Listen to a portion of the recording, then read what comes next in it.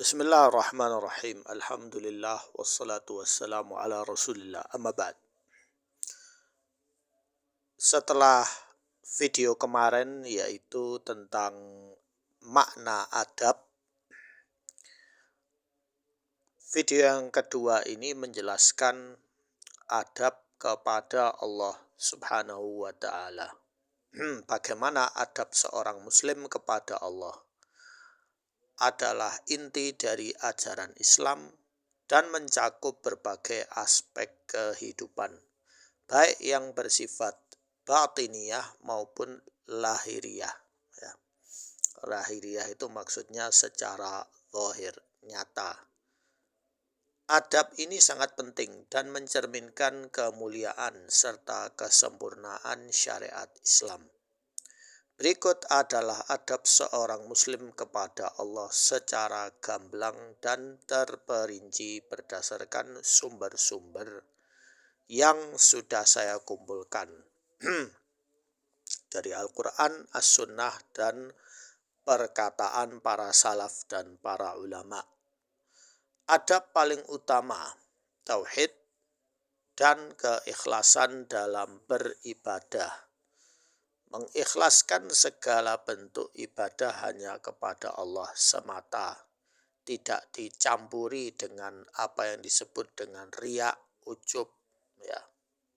Riya itu ingin dilihat, ujub itu ingin dikenal, serta meninggalkan ibadah kepada selainnya, yaitu syirik. Baik bentuk kesyirikannya itu patung, benda mati atau makhluk mati, makhluk yang tadinya hidup kemudian mati, ataupun makhluk yang masih hidup. Ini adalah adab terpenting dan wajib. Jadi orang yang melakukan kemusyrikan berarti dia tidak beradab kepada Allah. Beriman sepenuhnya kepada Allah serta kepada semua yang dia kabarkan dalam kitabnya yang agung, Al-Quranul Karim, dan melalui lisan Rasulnya Nabi Muhammad alaihissalatu meliputi nama-nama dan sifat-sifatnya, kehidupan akhirat, asma'ullah, asma' dan sifat Allah wajib diimani, kehidupan akhirat bahwa nanti kita akan dibangkitkan, surga dan neraka sebagai balasan, hisab, perhitungan amal, balasan, dan lain sebagainya. Mendedikasikan semua jenis ibadah hanya kepada Allah, termasuk doa, rasa takut, harapan, tawakal, keinginan, rasa gentar, penyembelihan, nadzor, istighatsah, meminta pertolongan, dan bentuk-bentuk ibadah lainnya. Allah berfirman, jadi saya langsung tulis artinya. Katakanlah, sesungguhnya salatku, ibadahku, hidupku, dan matiku hanyalah untuk Allah, Tuhan semesta alam, tiada sekutu baginya, dan demikian itulah yang diperintahkan kepadaku, dan aku adalah orang yang pertama-tama menyerahkan diri kepada Allah. Surat Al-An'am ayat 162-163. Menghindari syirik, menyekutukan Allah, karena syirik adalah bentuk maksiat. Ini salah, ini bukan kesopanan. Kemudian beriman kepada nama-nama Allah dan sifat-sifatnya sebagaimana disebutkan dalam Al-Quran dan As-Sunnah As-Sahihah dengan cara yang layak bagi Allah. Jadi sifat yang layak bagi Allah tanpa mengubah, tahrif, kemudian ta'til, meniadakan, kemudian takyif, mempertanyakan bagaimana, atau menyerupakan, tamtsil, yumatsil. Adab yang berikutnya dalam hati dan perasaan bersyukur atas nikmat Allah Subhanahu wa ta'ala Seorang muslim harus menyadari banyaknya nikmat Allah yang tidak terhitung. Ia bersyukur dengan lisan memuji dan menyanjung Allah dan dengan anggota tubuh menggunakannya dalam ketaatan kepadanya. Mengingkari nikmat atau kebaikannya sama sekali bukan adab. Maksudnya di sini kufur nikmat, ya, kufur nikmat. Kita bisa bernafas, kita bisa makan, menikmati rasa makanan itu enak, itu berkat Allah Subhanahu wa taala. Ya, jadi itu nikmat-nikmat yang diberikan oleh Allah. Coba kalau kita sakit, kita makan kayak enggak ada rasanya. Ya, karena nikmat itu dikurangi sama Allah, ya.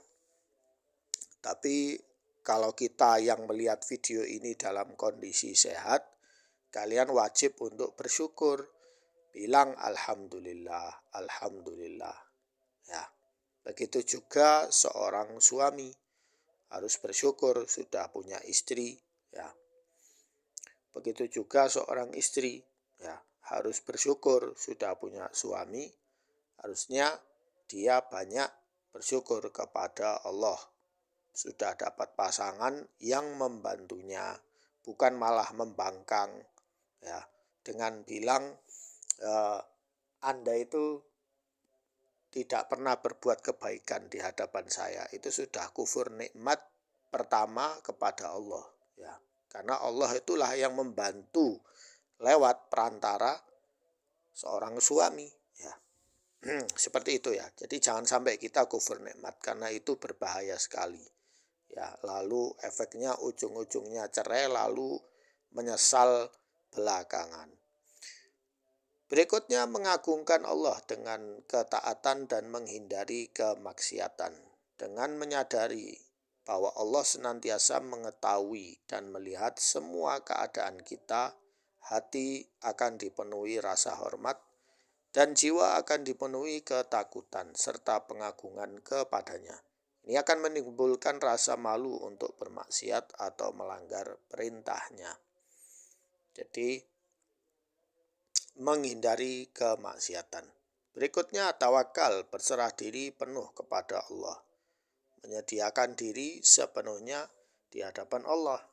Menyerahkan segala urusan kepadanya dan bergantung padanya. Karena tidak ada tempat lari dari berlindung kecuali kepadanya. Yang berikutnya, tadharru, merendahkan diri dan berdoa. Memohon dan berharap lebih banyak dari kasih sayang dan kebaikannya yang telah meliputi segalanya. Berdoa dengan tulus dan mendekatkan diri kepadanya dengan perkataan yang baik serta amal soleh tanpa pernah berputus asa dari rahmatnya. Ya, tidak boleh kita berputus asa dari rahmat Allah walaupun dosa kita sudah banyak. Yang berikutnya, khasyah, takut kepada Allah, sadar akan kekuasaan Allah yang dahsyat. Kemudian pembalasannya dengan kuat dan hisabnya yang cepat. Oleh karena itu ia bertakwa kepadanya dengan ketaatan dan menjaga diri dari bermaksiat. Husnudzan, berprasangka baik kepada Allah. Ya, berprasangka baik kepada Allah baik saat bermaksiat bahwa Allah akan mengampuni jika bertaubat maupun saat taat bahwa Allah akan membalas kebaikan. Tidak boleh berprasangka buruk kepada Allah dengan mengira dia tidak mengetahui perbuatan hambanya atau tidak akan menghukum dosa. Ya, jadi seseorang ketika berbuat maksiat dia harus berprasangka baik bahwa Allah pasti akan mengampuninya kalau dia bertobat. Tapi Allah juga tahu manusia itu hatinya sengaja, ya. Allah pasti akan membalas, ya.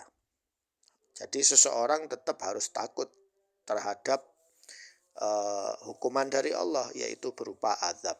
Tetap harus takut, baik azab itu di dunia maupun di akhirat, ya. Jadi bukan dengan ini kita ya dengan seenaknya memperbanyak maksiat, enggak, ya. Jadi harus tetap yakin bahwa Allah itu Maha tahu. Jadi segera bersihkan hati kita masing-masing. Berikutnya, tasdik, membenarkan. Salah satu contohnya kadang ada orang bilang begini.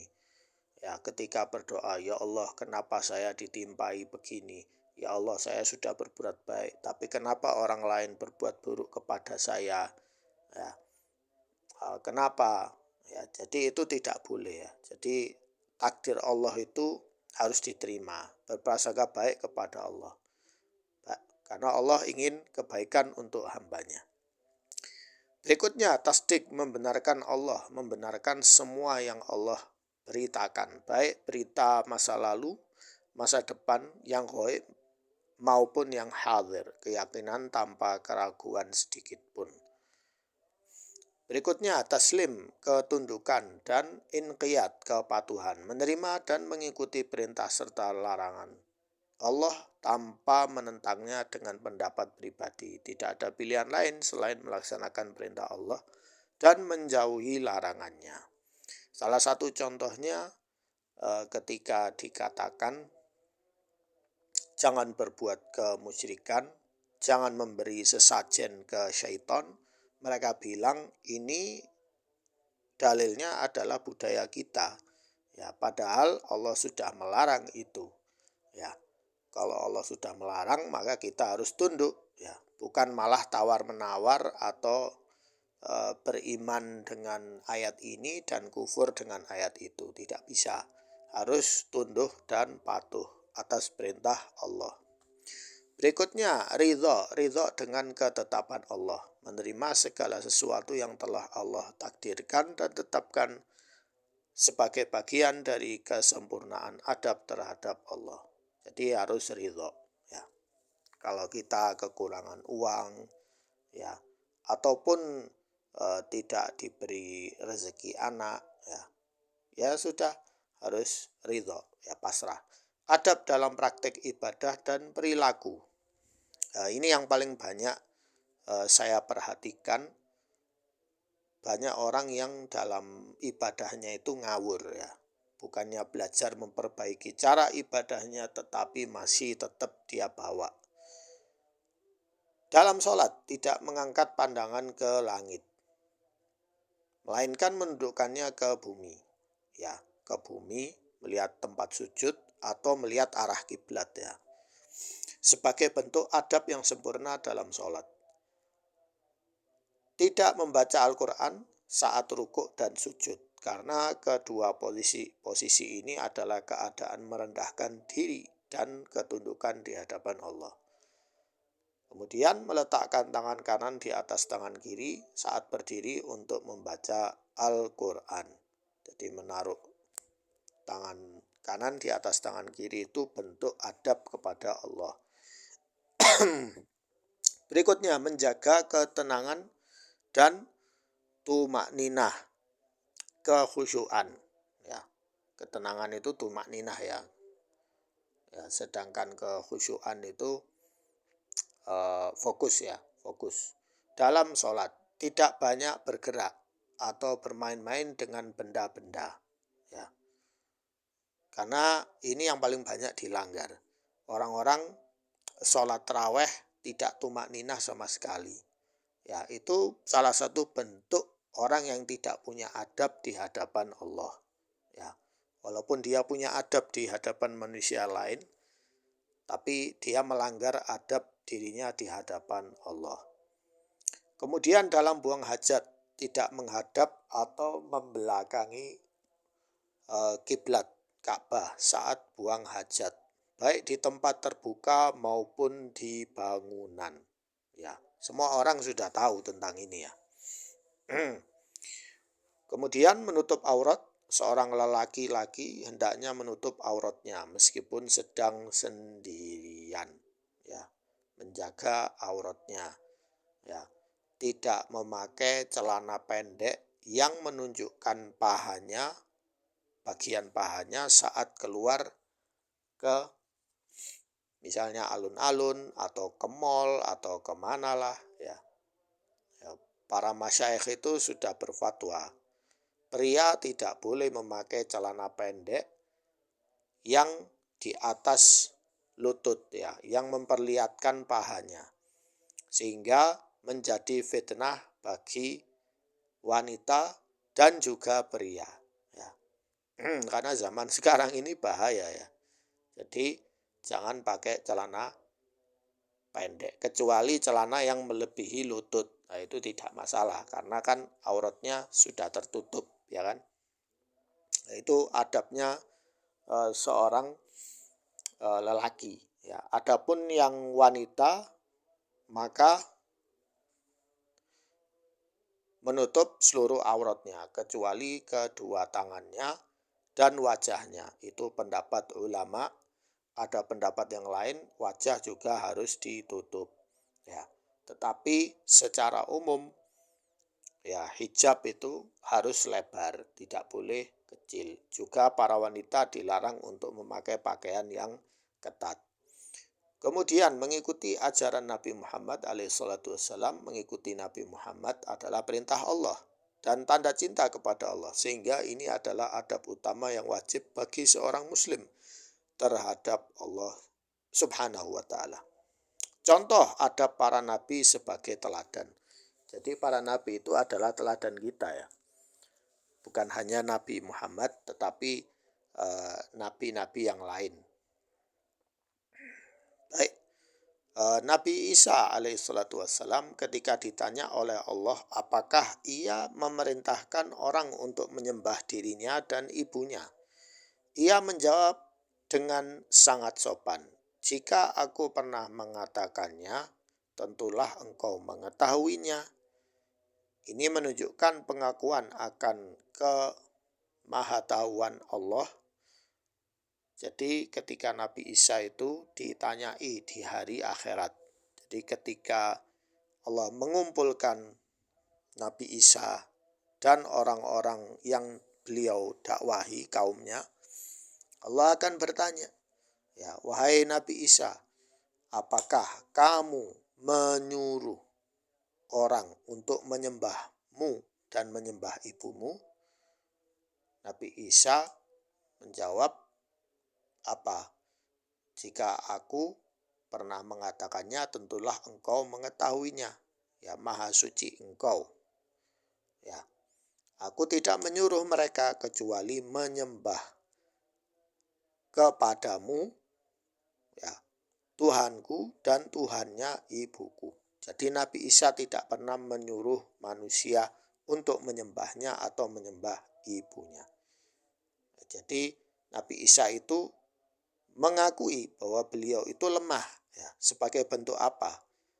Bahwa beliau tidak akan pernah mengatakannya hal-hal yang menyelisihi syariat Islam, yaitu syariat tauhid. Kemudian Nabi Ibrahim alaihissalam, ia menisbatkan penyakit kepada dirinya sendiri. Apabila aku sakit, Allah lah yang menyembuhkan. Tetapi menisbatkan kesembuhan, penciptaan petunjuk makanan dan minuman kepada Allah sebagai bentuk adab agar tidak secara langsung mengaitkan penyakit dengan Allah. Meskipun penyakit itu memang datang dari Allah ya, tetapi tidak pantas Allah itu dinisbatkan secara langsung seperti itu. Karena bentuk adabnya adalah jika aku sakit, Allah lah yang memberi kesembuhan. Kemudian Al-Khidr atau Al-Khadir ya, bukan Al-Khidr ya. Yang benar itu Al-Khadir. Tulisannya Al-Khadir. Ya, Al-Khadir itu artinya yang hijau. Ketika beliau adalah seorang nabi ya. Menurut riwayat beliau adalah seorang nabi. Ketika menceritakan perbuatan merusak perahu, ia berkata, maka aku bermaksud merusaknya. Namun ketika menceritakan tentang perbaikan dinding, beliau berkata, maka Tuhanmu menghendaki agar keduanya sampai dewasa. Ini menunjukkan adab untuk menisbatkan hal yang kurang sempurna kepada diri sendiri dan kebaikan kepada Allah, meskipun semua atas kehendaknya. Dan ini membuktikan bahwa Al-Khadir beliau adalah seorang nabi. Karena Allah mewahyukan kepada beliau untuk melaksanakan perintah kebaikan. Walaupun secara zahir kita melihat itu keburukan, tetapi secara batin dan zahir itu sebenarnya kebaikan. Tapi kebaikan untuk ke depannya. Ya. Kemudian jin yang soleh, mereka berkata, dan sesungguhnya kami tidak mengetahui apakah keburukan yang dikehendaki untuk orang yang di bumi, ataukah Tuhan mereka menghendaki kebaikan bagi mereka. Menggunakan bentuk pasif untuk keburukan dan bentuk aktif untuk kebaikan sebagai adab dalam menisbatkan. Ya. Jadi jin yang soleh ini ketika dapat dakwah dari Rasulullah, ya, dia berkata bahwa aku itu tidak mengetahui keburukan yang dikehendaki, ya. Tetapi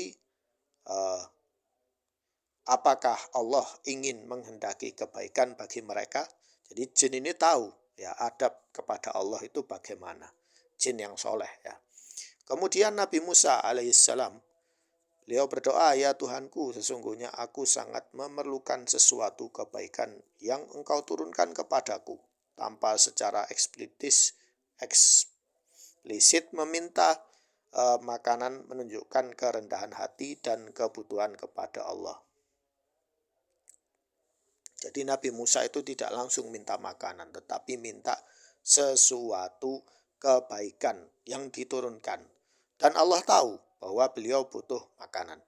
Nabi Adam alaihissalam ketika diusir dari surga, beliau berkata, ya Tuhan kami telah menzalimi diri kami sendiri, ya, tidak menyalahkan ketetapan Allah. Walaupun secara takdir memang Allah menetapkan, tetapi Nabi Adam menyalahkan diri sendiri, ya, merendahkan diri sendiri supaya Allah Subhanahu wa taala mengampuni dosanya. Nabi Ayub alaihissalam, ia berdoa, sesungguhnya aku telah ditimpa penyakit dan engkau adalah Tuhan yang maha penyayang di antara semua penyayang, lebih sopan daripada langsung meminta kesembuhan.